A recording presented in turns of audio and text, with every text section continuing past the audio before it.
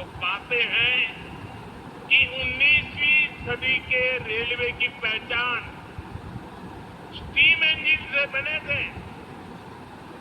20वीं सदी की पहचान डीजल और बिजली से चलने वाली रेल बनी और अब 21वीं सदी की रेल हाइड्रोजन से चलने वाली है। आज भारतीय रेल ने भी 21वीं सदी की इस टेक्नोलॉजी में एक बड़ा स्टेप लिया है। आज जिंद से सोनीपत के बीच हाइड्रोजन ट्रेन चली है।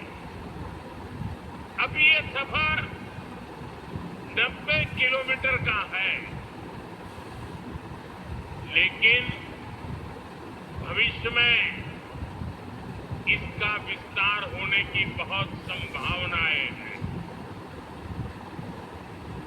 हम इस पर रिसर्च करते रहेंगे, लागत कम कैसे हो इसका तरीका ढूंढते रहेंगे, एफिशिएंसी कैसे बढ़े इस पर काम करते रहेंगे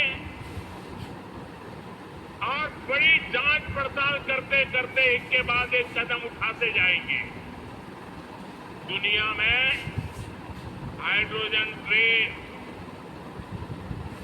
अभी अभी आई है, करीब 7-8 साल पहले ही अस्तित्व में आई है। अभी दुनिया के 3 या 4 देश ही हैं जिनके पास हाइड्रोजन ट्रेन चलाने का सामर्थ्य है और जिन देशों में अभी ऐसी हाइड्रोजन ट्रेन भी चल भी रही है, वहां बहुत शुरुआती दौर में है। लेकिन भारत की जो ये हाइड्रोजन ट्रेन है, उसके सामर्थ्य के बारे में सुनकर आपको भी गर्व होगा, एक एक हिंदुस्तानी को गर्व होगा।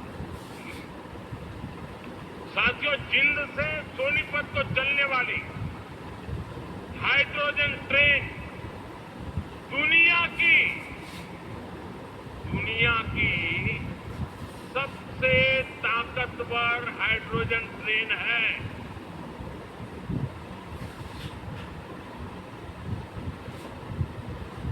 ये हाइड्रोजन ट्रेन 3200 हॉर्स पावर की है, 3200 हॉर्स पावर। और सबसे ताकतवर ही नहीं, भारत की हाइड्रोजन ट्रेन सबसे लंबी भी है। दुनिया में जहां हाइड्रोजन ट्रेन चल रही है वो 3 या 4 कोच वाली है और भारत ने पहली बार में सीधे 10 कोच वाली हाइड्रोजन ट्रेन चलाकर दुनिया में अपना झंडा गाड़ दिया है। साथियों, मैं आपको गर्व की एक और बात बताना चाहता हूं। भारत की यह हाइड्रोजन ट्रेन धुआं रहित तो है ही, ये मेक इन इंडिया का भी एक बहुत सफल उदाहरण है। इस हाइड्रोजन ट्रेन को भारत के ही इंजीनियर्स ने डिजाइन किया है, भारत की ही कंपनी ने इसको बनाया है। साथियों, ये हाइड्रोजन ट्रेन बाकी ट्रेनों से बिल्कुल अलग है। इसके लिए पूरा सिस्टम अलग चाहिए, पूरा इंफ्रास्ट्रक्चर अलग चाहिए। यहां जिंद में भी इसके लिए तमाम सारी व्यवस्थाएं बनाई गई है और साथियों, आने वाले समय में यहां हाइड्रोजन ट्रेन से जुड़ा और भी इंफ्रास्ट्रक्चर बनेगा। नई नई फैक्ट्रियां लगेगी जो हाइड्रोजन ट्रेन नेटवर्क की जरूरतों को पूरा करेगी।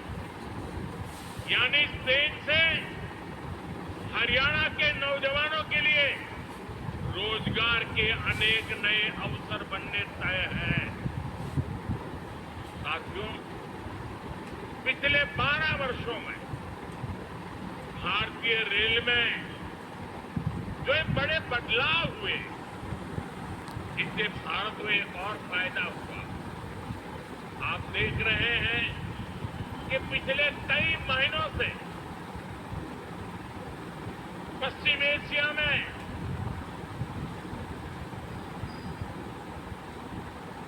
हॉर्मुज के पूरे क्षेत्र में, ईरान और गल्फ में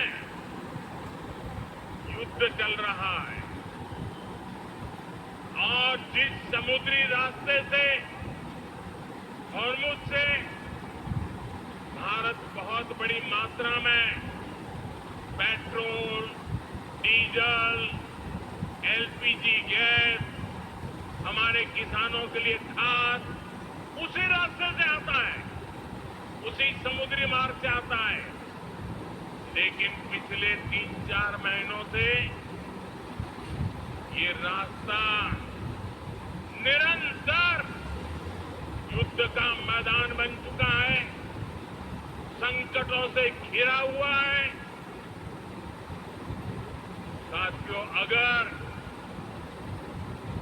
2014 से पहले अगर ये स्थिति आती तो आज हिंदुस्तान का रेलवे का काम पूरा का पूरा ठप पड़ा गया होता, क्योंकि उस समय 2014 में देश का बहुत बड़ा हिस्सा था, ऐसा था जहां हमारी ट्रेनें सिर्फ और सिर्फ डीजल से चलती थी। अब आप सोचिए, अगर डीजल आना बंद हो गया होता और डीजल से चलने वाली ट्रेनें कैसे चलती, देश कितने बड़े संकट में आ जाता। लेकिन साथियों, 2014 की स्थिति नहीं है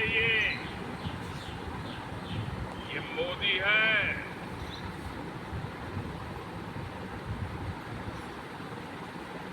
बहुत पहले सोचता भी है और समस्या के समाधान के रास्ते भी जमीन पे उतारता। आप सोचिए, भारतीय रेल के बिजलीकरण की शुरुआत, ये सुनकर के भी चौंक जाएंगे आप लोग। बिजलीकरण की शुरुआत 1925 में हुई थी, यानी करीब 100 साल पहले। 1925 से लेकर 2014 तक, यानी करीब 90 साल में पूरे देश का जो रेल नेटवर्क था, उसका सिर्फ 30%, 30%, 1/3 से भी कम रेल नेटवर्क का बिजलीकरण हो पाया था। 70% क्षेत्र डीजल से चलता था और जिस गति से 90 साल में 30% काम हुआ, 100% होते होते 300 साल लग जाते, 200 और लगते। भारतीय बिजलीकरण रेलवे का शायद नहीं हो पाता, डीजल से ही रेल चलती। लेकिन बीते 12 वर्षों में भारत के करीब 99% रेल नेटवर्क का बिजलीकरण हो चुका है। हरियाणा में रेल नेटवर्क का 100% बिजलीकरण हो गया है। इस वजह से लड़ाई होने के बावजूद भी, तेल का संकट पैदा होने के बावजूद भी भारत की रेल रुकी नहीं है। भारत की विकास की गाड़ी अटकी नहीं है। ट्रेनें निरंतर चलती रही। साथियों,